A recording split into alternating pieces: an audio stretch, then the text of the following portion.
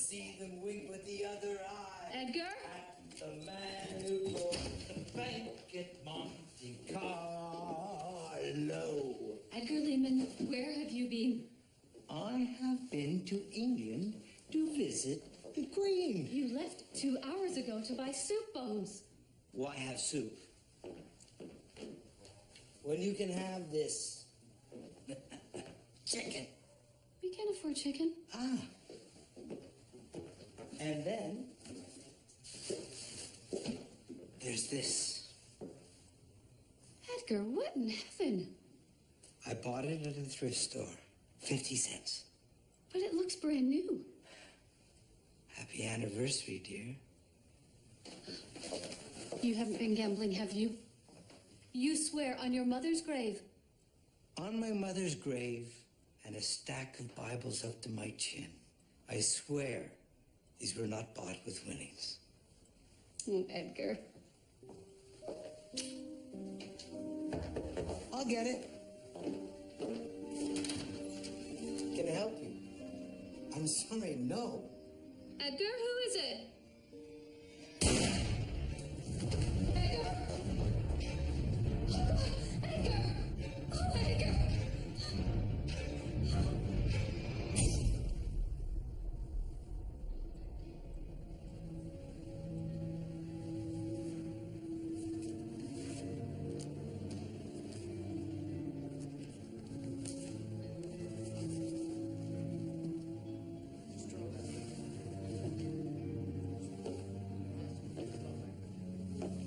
Mrs. Lehman?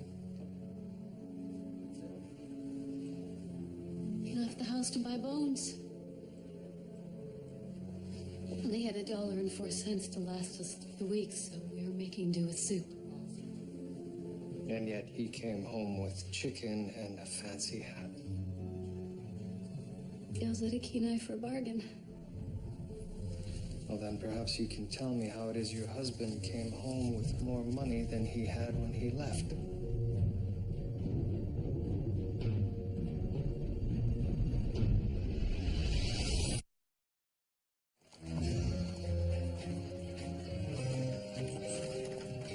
I'm sorry, no. Those were his last words. According to his wife, yes. That's what I say to all those bloody door-to-door salesmen. Maybe one of them just cracked. A man can only take so much rejection. Sir, I think it has more to do with the money. After all, he did come home with more money than he had when he left. Perhaps he was a gambler. He assured his wife he wasn't. I assure the wife that the bottle in my desk is the same one I was working on last week.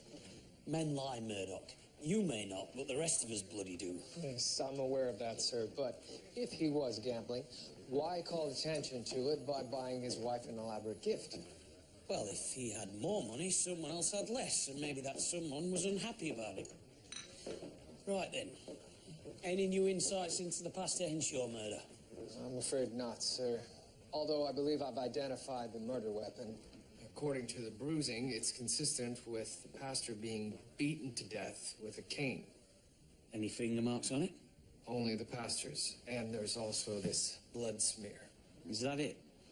I'm afraid so. Well, Murdoch, I think I'll take a crack at this one. Maybe there's something that the old Thomas S. Brackenreed nose can sniff out. Oh, have at it, sir. Gentlemen, Good morning, Doctor. you're having a busy week. First the Pastor Henshaw murder, and now another one. Yes, I've asked the doctor for any insights she may have into what possibly motivated the pastor's killer. I'm afraid I don't have any insights that aren't obvious.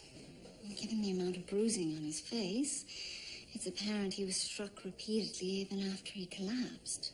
So he was killed in anger? That would be my analysis. Well, you're right. That is bloody obvious. But who would be so enraged as to kill a pastor? Cause of death, a bullet wound through the left aorta. Death would have occurred within seconds, I should think. Did you retrieve the bullet? Yes, .41 caliber. A Derringer? A gambler's choice, I believe. May I take this? We already know the caliber and the make of gun. What more is there to discern? Every gun barrel has rifling, which leaves striations on every bullet. These striations are are as distinctive as finger marks. Oh, yes, I see. How interesting.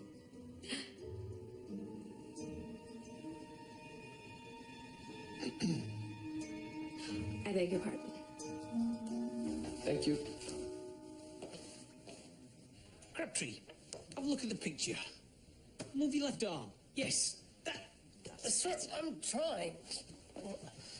What's all this? Oh, Murdoch. Just working on a theory. I don't believe that this was the murder weapon. But I thought the pastor's bruising was consistent with the shape of this cane. Watch this. The victim was hit 8 times. 1, 2, 3, 4, 5, 6, 7, 8.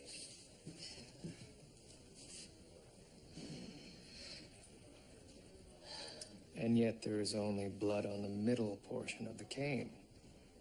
I think that the cane belonged to the pastor, who used it to try to defend himself, but the killer drove it into his face. Very good, sir. You're welcome, Murdoch.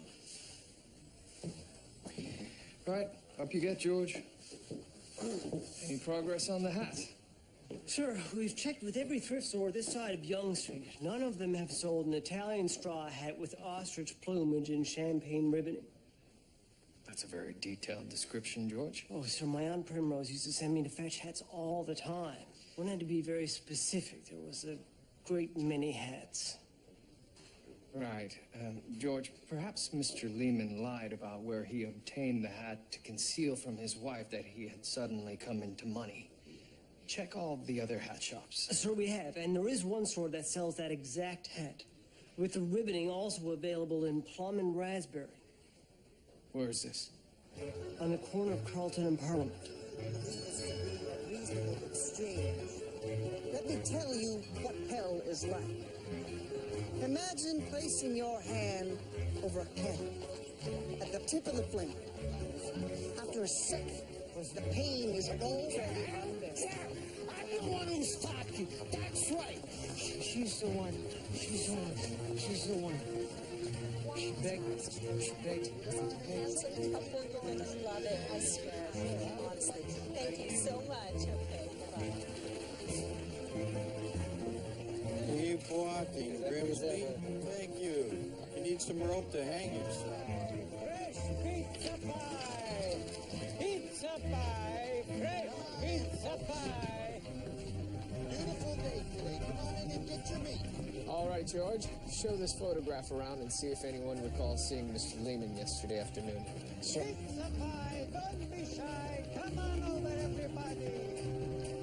Pizza pie! Fresh pizza pie! Pizza pie! 1 cent a pie!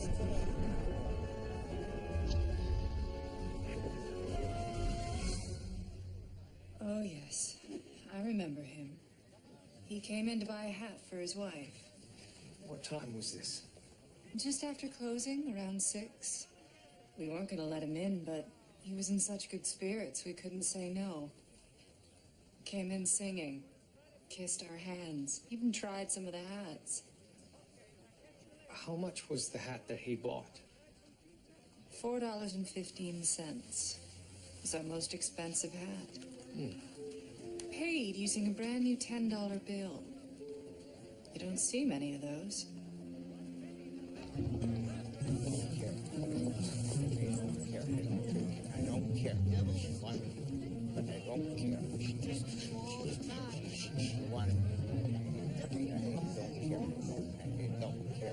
Excuse me, sir. One. Go ahead and do it. Sir, did you see this man yesterday afternoon? He's dead.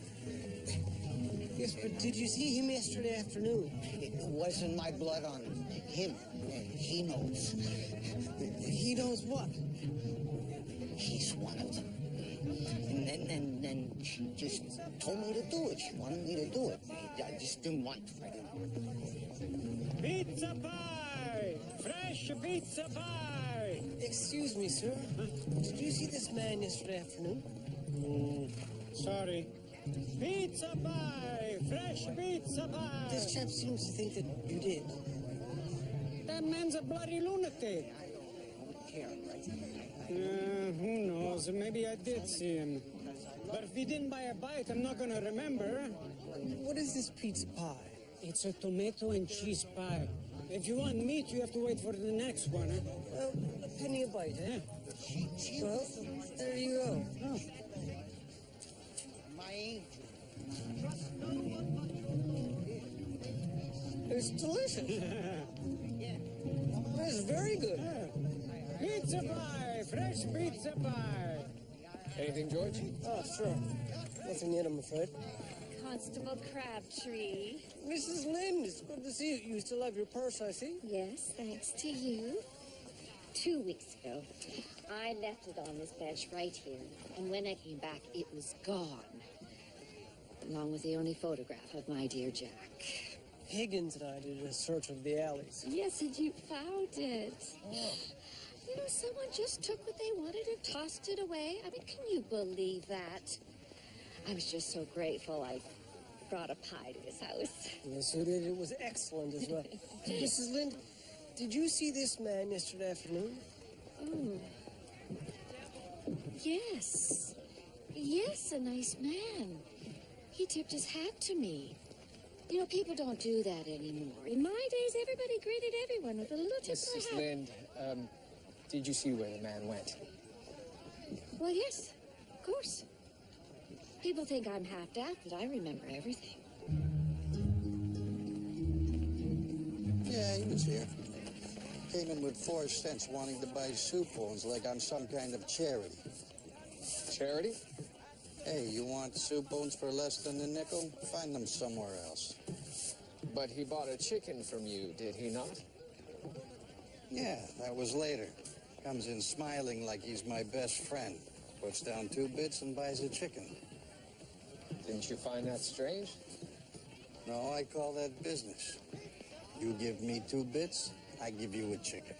That's about market price for a chicken, sir. Sir, do you know of anywhere near here where a man might be able to gamble? Right next door. Name's Robert Grimsby. Runs the tailor shop, but he's really a 2-bit bookie. Never seen him before. So he wasn't here yesterday afternoon? If he was, I would have seen him. That's odd. Because we believe this man won some money gambling. And the word on the street is that your business doubles as a betting shop. Who told you that? Oh, wait, let me guess. Runs a butcher shop next door? Do yourself a favor and don't listen to anything he says. Why would he lie? He owes me money. Oh. Well, I suppose that explains why he told me you were running a betting shop. It's in your best interests to let us take a look around. Well, Detective, I can assure you that there is absolutely nothing out of the ordinary for you to find here. Sir, here's a book with some interesting-looking measurements. Yes. Oh, and here is an E. Lehman right here. That's odd. You say you don't know him, but his name is right here. All right, I knew him. He was here yesterday. He put $1 on Wishbone to win. Said he'd been given a tip. And he won? No, he lost. Wishbone came in third. Sir.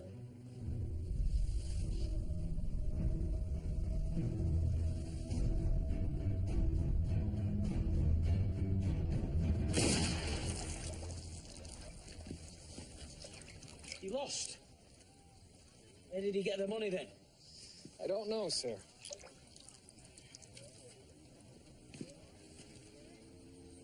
Is it the one that killed Lehman? Doesn't appear to be. Bloody hell. Sirs, there's been another murder. Mrs. Thelma Green. The victim died from a gunshot to the heart. Right ventricle this time. I found some powder residue on her dress. She was shot at close range, then. Indeed, I extracted this. From a derringer, I expect. Perhaps the same one that killed Edgar Lehman. Would you like to confirm it yourself? May I?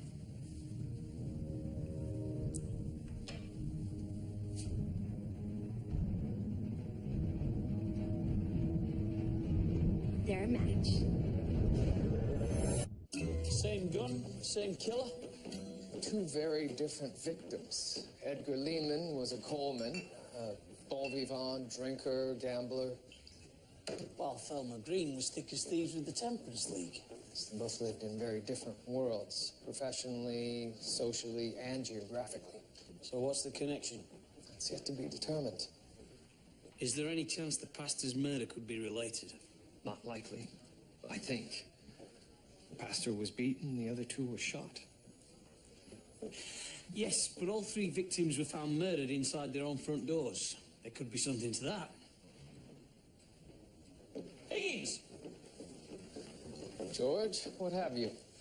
Sir, according to household staff, Mrs. Green left her home on Jarvis Street yesterday afternoon to attend a Temperance League luncheon on Broadview and Gerard. Right, we'll need to find out if any of the luncheon guests had a connection to Edgar Lehman. Sir, if I may, I believe I have already found a connection between the victims. It lies in their names. Their names? Yes, sir, I had time to ponder this on the streetcar. As you know, sir, I enjoy a good word game. Actually, no, George, I didn't know. Well, I do. And I found, sir, that if you eliminate the common letters in both of the victims' names, you are left with D-E-A-T-H. Death. Surely, sir, you don't think that's a coincidence? George, do we know when Mrs. Green left the luncheon?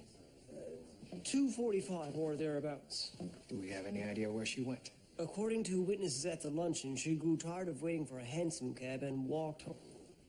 Walked home. Right. If I'm not mistaken, George, the shortest distance between the luncheon and Mrs. Green's home is through Carlton and Parliament. The lion's dead.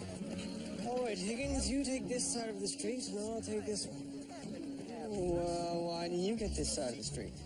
Well, what's the difference? Pass to all who are not written in the Lamb's Book of Life. It's this fire and brimstone types, George, that makes me uncomfortable. Well, I'll gladly switch with you, Henry, but I've got a demented beggar on my side who talks night and day to heaven knows who, so it's your choice. Fine.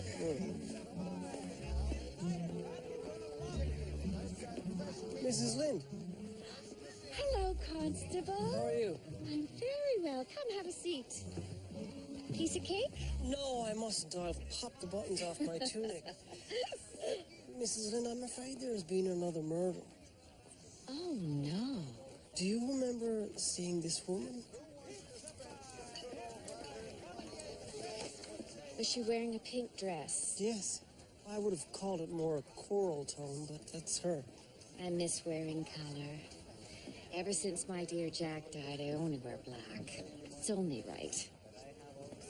Do you remember where she went? Oh, yeah. She went into the hat shop. Oh, I know her, all right. Wish I didn't.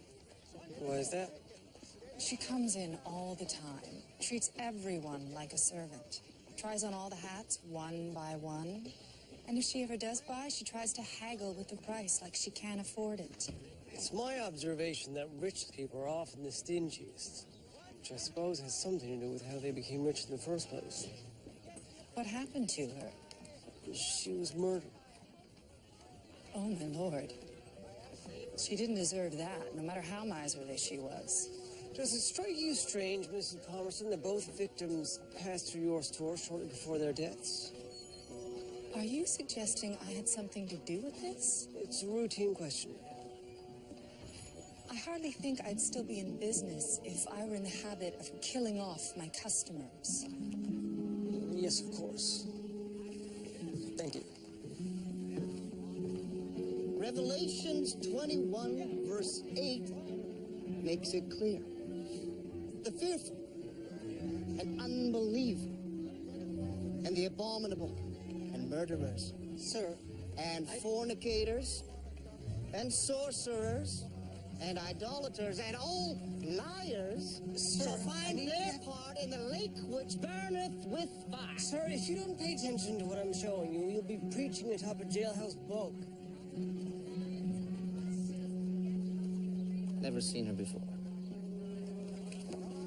This is the second death, which shall come to pass to all George. who are not written in the... I've just spoken to the pizza man. Did you have a bite? No, I didn't have a bite. I don't want to bite of something someone else has chewed on. Oh, honestly, Henry, you're so particular sometimes. Anyways, he remembers her. Really? Yeah. From where? Saw her outside the Bank of Toronto counting money. The Bank of Toronto? That's what he said, sir. What is it?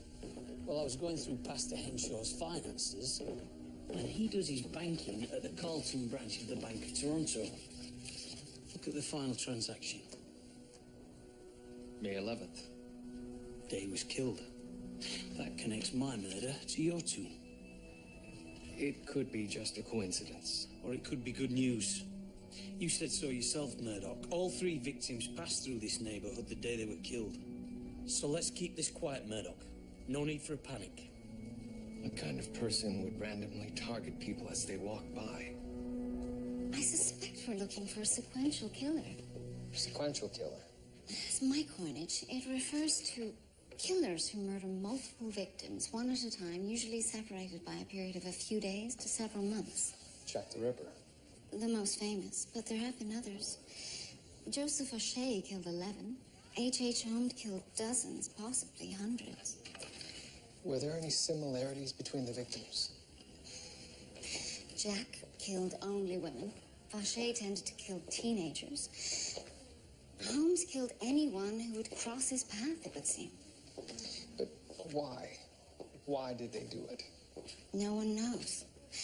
The Ripper was never caught, and the others were executed before they could be studied. Were they insane? Some, maybe, but not all. The only thing we can say with certainty is that they felt a compulsion to kill.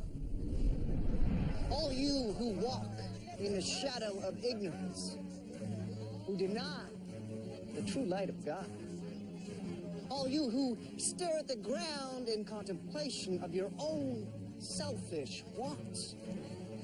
You have no idea what I'm capable of. The blood on my hands. No, I'm the one who's talking. No idea. Good day, Billy. Take care of yourself now. Mrs. Lynn. Oh, Constable. I'm sorry to show you such a frightful picture, but we need to know if you've seen this man. Oh, dear heavens, not another one. This man was killed 2 weeks ago. Oh, dear. Let me see. Yes, I know him. He was a pastor.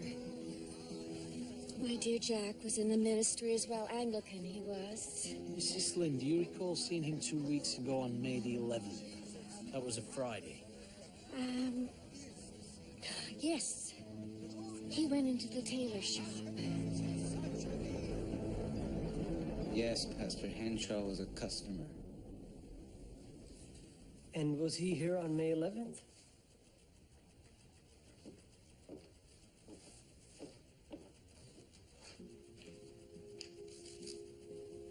He put $10 on Spendthrift to win. He lost. Was he a regular? Every week.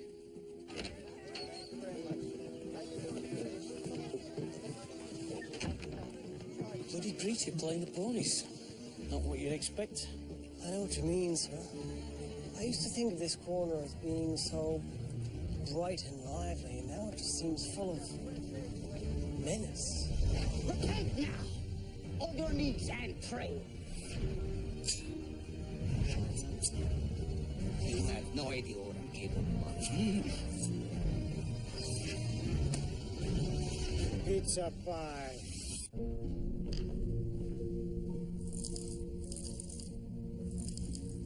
What are you hoping to capture here, sir? Unusual behavior. Does our killer stand and watch? Does he argue with his victims? Does he follow them? That sort of thing. And if there is another murder? Well, then I'll have the evidence I need to catch him, won't I? Sir, I have another theory. Go on. Well, we know that we're looking for a sequential killer like Jack the Ripper, but something you may not know, sir, is that Jack the Ripper's last victim was a prostitute who was favored by none other than the Prince of Wales. Indeed. Oh, it's a fact, sir. It's also established that at the time of her death, she was with child. And of course, it's widely suspected that the child was the prince's. Now, of course, the monarchy couldn't have some bastard pretender to the throne running around, so many people believe they had her killed. George, why are we discussing Jack the Ripper? Pass me the film magazine. But to illustrate my point, sir, perhaps only one of these murders was truly motivated. The others were simply committed to deflect our attention from that one true motive. And what would that motive be? Well, sir, the very fact that we haven't discovered a motive yet leads me to believe that perhaps the one truly motivated killing has yet to happen. It's an interesting theory, George.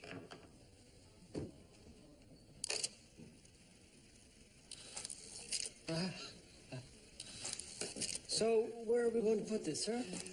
Well, George, we know for certain that all of the victims at one time or another passed through the intersection of Carlton and Parliament.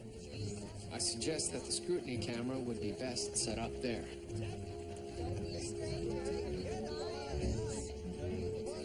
So he's hoping to film a murder then? Good grief, Higgins, he's not hoping to. But if there is another murder, it is incumbent on the detective to gather as much evidence as possible. I just thought film was very expensive. Well, it is, but he's rigged it in such a way that it takes a picture every 4 seconds. That allows us to capture a full day on a single roll of film. All right there.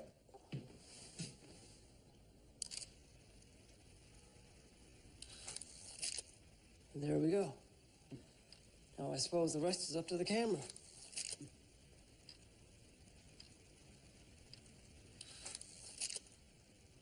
I'm hungry, George. Are you now? You're right, George. That's really good. Henry, would I ever steer you wrong? Still seems a bit unhygienic. Good.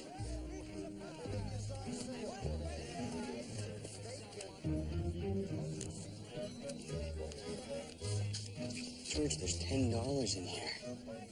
It's half my month's salary. Well, what are you suggesting? Well, for heaven's sake, Henry, we can't keep the money. Well, what if we couldn't find the owner? We'll at least have a look inside.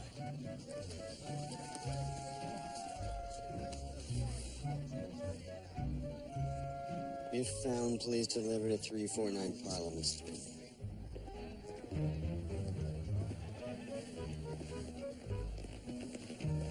No way.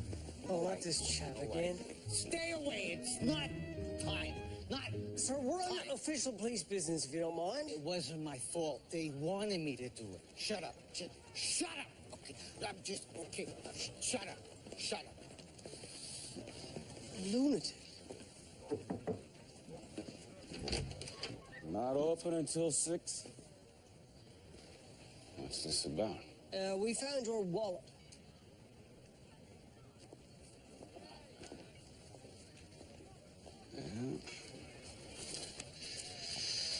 Thank you. Well, you don't want to keep your wallet?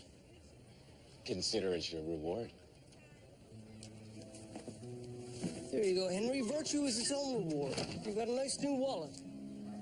Would prefer the $10, George.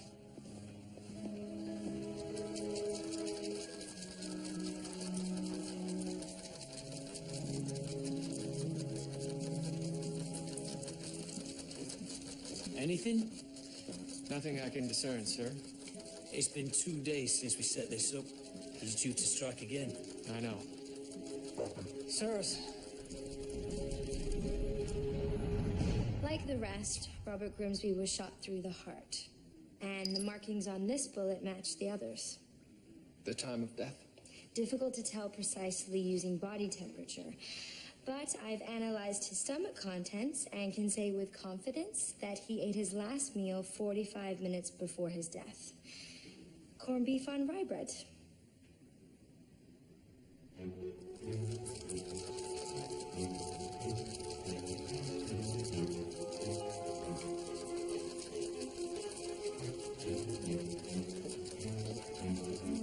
Sirs, I spoke to the owner of the Sumac restaurant. Grimsby stopped by last night for corned beef on rye. What time was this? Between 8:15 and 8:25. That puts our murder sometime after 9 p.m. Sir, stop the projector. That's Robert Grimsby there, arguing with the butcher. So? This is proof of my theory. What is he rabbiting on about, Murdoch? Sir, George suspects that the first 3 murders were random to disguise the true motivation of our killer. There's only one truly motivated murder, and this is that murder. So what is the motivation? Hatred, pure and simple. The butcher killed the tailor. The final blow in an ongoing feud. I never said I hated him. But you turned him into the police. He was operating a gambling business right next to my store. Yes, and you owed him money. You wouldn't have to pay him if he were dead. Where were you last evening? Minding my own business. You have no alibi. I keep to myself. No crime in that. What about May the 11th, 17th, 24th, and 26th? What about him? Can you account for your whereabouts on those evenings? What, you think I had something to do with those other murders? Why would I kill those people? I didn't even know them. That was precisely the point, wasn't it? You randomly murder 3 people to throw us off the scent. What? It's our belief that you killed the others in order to disguise your motive for killing Mr. Grimsby. You two are crazy. He's a gruff old bastard, I'll give you that. But to cold-bloodedly kill 3 innocent people to throw us off the scent. Call it copper's instinct, Murdoch, but I just don't think the old bugger has it in him. Anything, George? Possibly, sir. Watch this. Here's Robert Grimsby going into the bank. And here he is coming out. And then he stops to pick something up, but I can't figure out what. All right, George. Enlarge this section. Sir. Sirs, it appears to be a wallet that Grimsby is picking up. The thing is, Higgins and I found a wallet in almost the exact same location.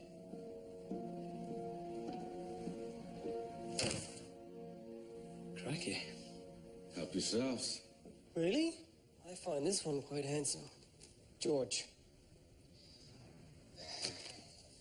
None of these wallets belong to you. People have been finding them on the streets every couple of days. I've been thinking of building a drop box saved me from having to answer the door. And they all have your address in them. And money, usually. How much? If it's there, $10. Did that not strike you as a little odd? Of course it does. But I'll take donations any way I can get them. How many of the wallets had no money in them? 4.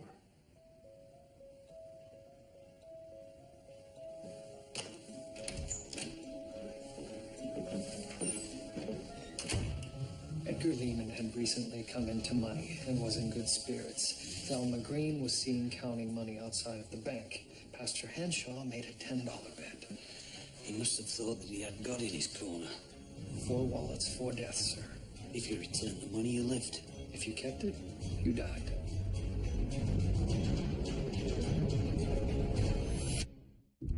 On the face of it, it seems to be some kind of morality test.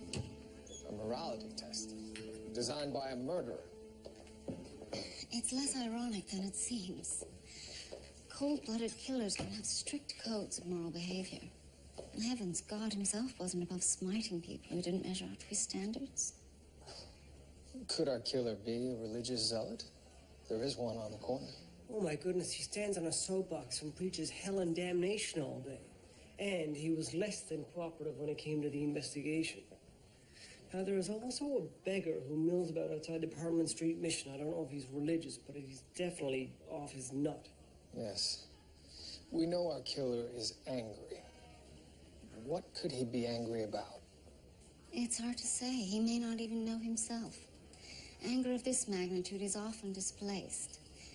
Sigmund Freud has speculated that our subconscious mind prevents us from expressing our anger directly to the person responsible, forcing us to take our anger out on persons unconnected to the true source of our rage. So, say, if a police inspector was yelled at by his wife and then in turn takes it out on an unsuspecting constable. George. Suddenly makes sense, sir. This could explain why sequential killers pick their victims apparently at random. Exactly. Sir, what are we looking for? Well, George, if we can see who placed the wallet, then we'll have our murderer. The soapbox preacher just walked by. As did 24 others. Any one of them could have dropped it. For all we know, the wallet could have been lying there for hours. Then we'll set up a surveillance. We know exactly where the wallet is dropped. Crabtree and Higgins will be on the street, civilian clothes. We'll watch from upstairs. We, sir? It's my bloody case too, Murdoch.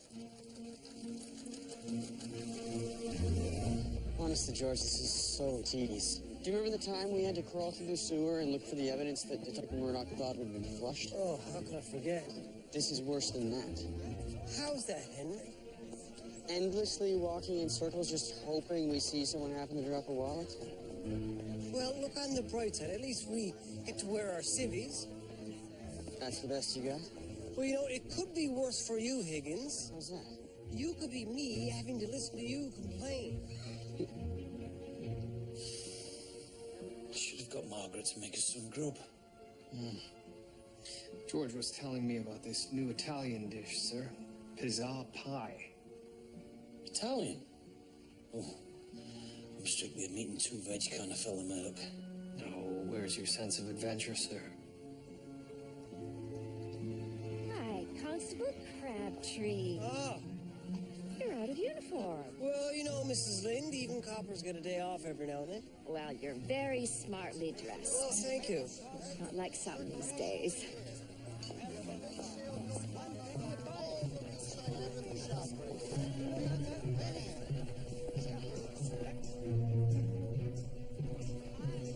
Henry.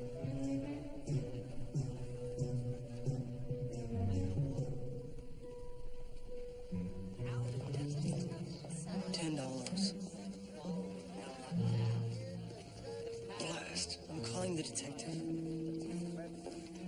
He's clever because he is everywhere. What is his address? Where does the devil live?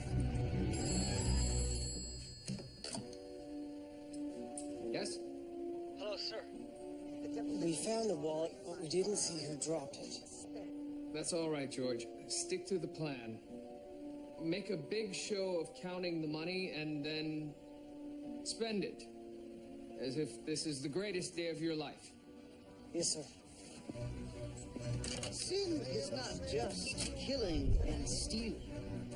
Sin lies in the very thoughts that slither through your mind.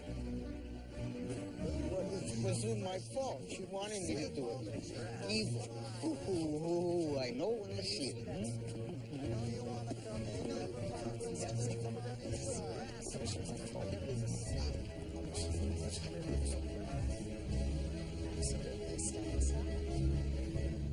He's off to buy a bloody hat.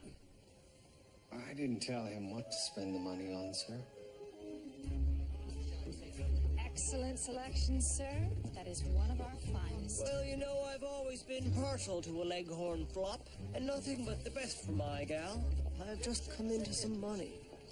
Come back anytime. I will do. Thank you, ma'am.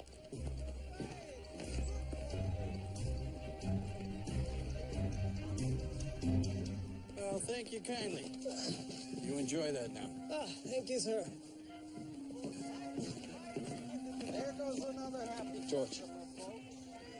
Stick to the plan. Head on home now. Sir.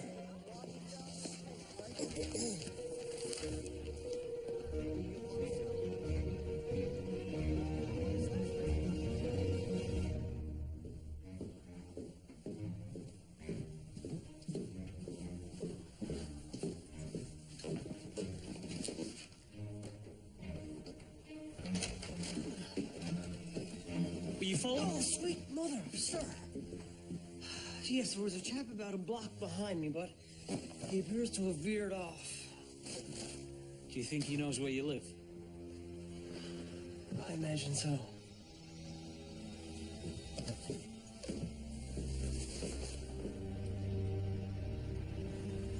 Put this on.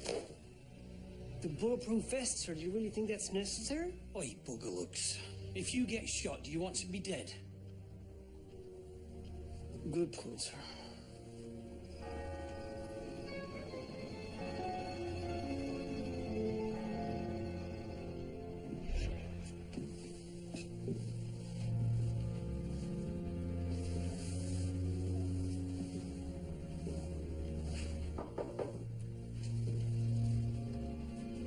Who is it? It's me, George. Been watching from across the street all night. Haven't seen anyone as much as slow down.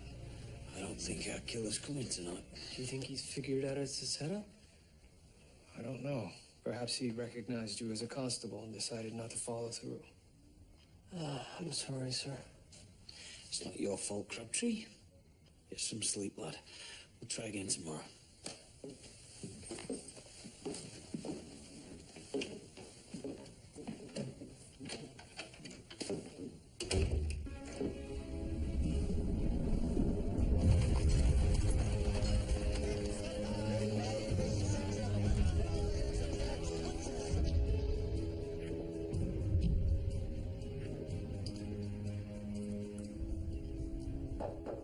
Constable Crabtree, I have a treat for you.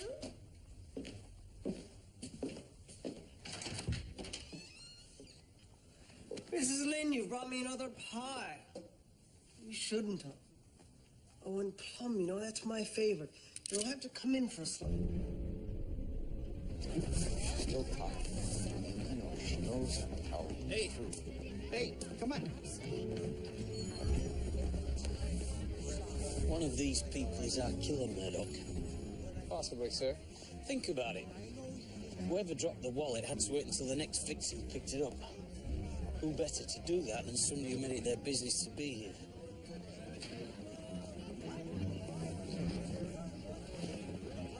You think that's the old dears? Belongs to Mrs. Lind. She's always leaving it here. Where is Mrs. Lind? How could you? Such a nice young man and a police constable, too. All right, Mrs. Lynn. What hope is there for the world if even the police aren't honest? Mrs. Lind, you've got it all wrong. I didn't steal that wallet. I saw you. You bought a hat and a ham. The same ham that's sitting right there. No, Mrs. Lind, this was all a setup. What? We knew all about the wallets that you've been dropping. I took that money to set myself up as bait. We were trying to catch the killer. Oh, I don't know about Mrs. that. Lind, look at this. This is a bulletproof vest. I wore this last night in case the killer showed up and tried to shoot me. But you're not wearing one now. This time of morning, she's usually visiting the grave of her saintly Jack. You don't think he was a saint? Sorry. Did I just betray my thoughts? He preyed on every widow in his congregation. He even made a pass at me one time. My. Did Mrs. Lind know this? She found his letters after he died. Some people just can't face up to the truth.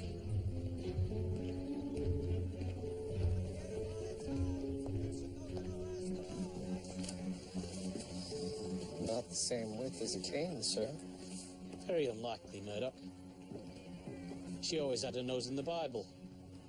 And she's an old woman. I doubt she'd be a murderer.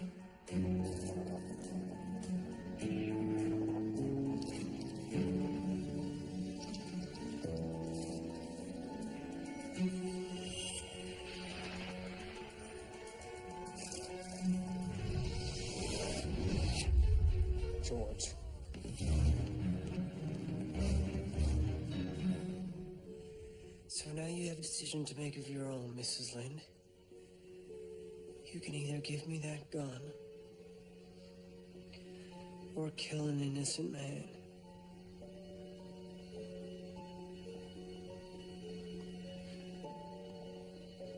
It's not fair. Mrs. Lind, please give me that gun.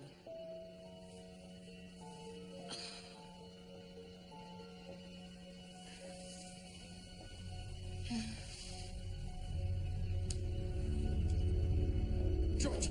Sir, it's all right. Hello.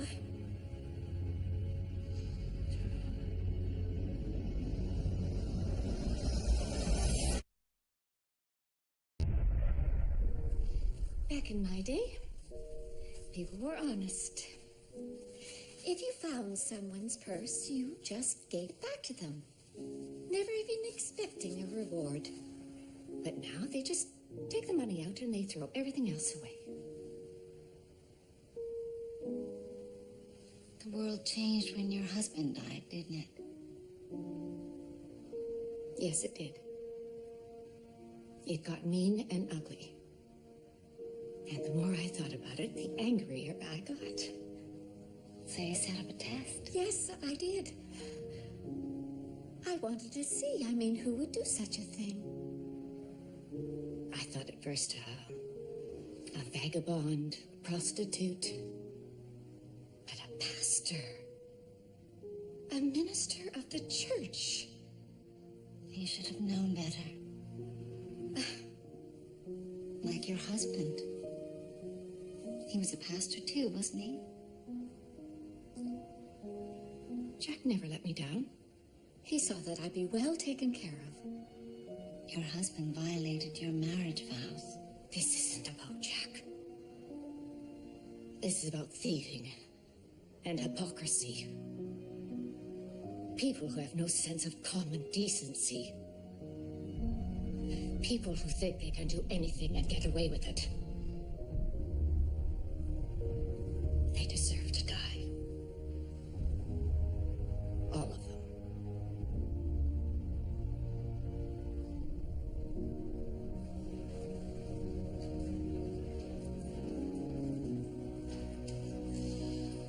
She's as batty as they come.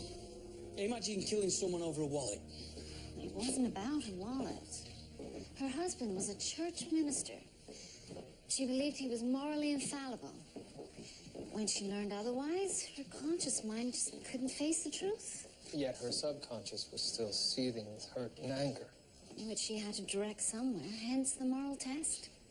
Like I said, batty as they come. Pizza pie is more of a meal than dessert, but it tastes just as good as pie, so in my opinion, it could be your meal and your dessert. What kind of food is this? It's Italian. Italian? How exotic, George. How much for a slice, sir? A nickel. 2 then, please. Oh.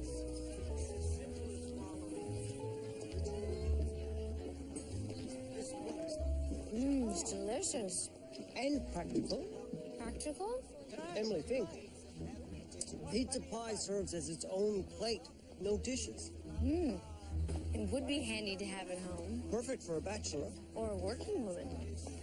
You know, if that man used his bicycle... He could deliver it right to your door. Exactly, George. We really should start writing down more of our ideas.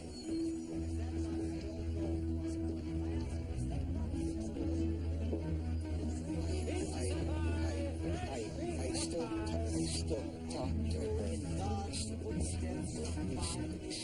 to her. Friends.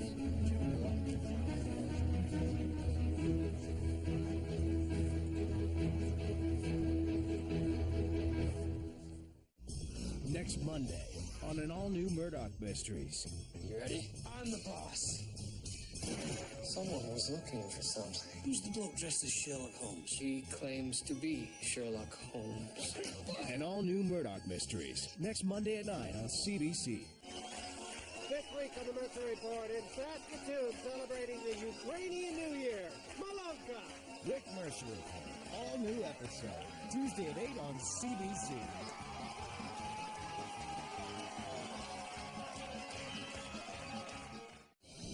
You're watching CBC. Canada lives here. The National starts now on CBC.